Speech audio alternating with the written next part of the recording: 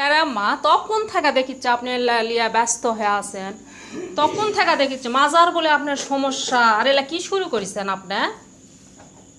হ্যাঁ, মাজার বেদনা হলো, মাজার সমস্যা হলো, কাজ করার সময় কাজ করা লাগবে না? মেয়ের বাড়ি কি পাঠায় কি দেবো। দিচ্ছেন এগুলা? এখানে ডিম আছে, এখানে পিঠা আছে, এখানে তাল ক্ষীর আছে, এখানে নাড়ু আছে, এখানে বাদামি আছে, এখানে কবুতর আছে, আর কিছু জিনিসপত্র বাইরে আছে। এগুলো জিনিসপত্র গুছায় নেওয়া লাগবে না? কেন, কি সমস্যা তোমার? একটা জিনিস বিটি বাদ দিব না? তোমরা খাও না? তোমাদের জন্য রাখিনি? তোমাদের জন্য তো অনেক রাখিছি, ফ্রিজে আছে, বাইরে আছে, রান্না করা আছে, ভাজি আছে, তার উপর আবার এগুলা তোমাদের সমস্যা কি জন্য? কি করে এগুলো সমস্যা হয়? এগুলো আমি ইয়ে করবো না? এই যে এগুলো বানা রাখছে, এগুলো জিনিস নিয়ে যাওয়ার জন্য আর এখন আর মাজার কোনো সমস্যা হচ্ছে না। মাদার সমস্যা হলে কি হবে? মেয়ের বাড়ি জিনিস পাঠাবো, মাদা ভাঙলে ভাঙবে, অসুবিধা কি?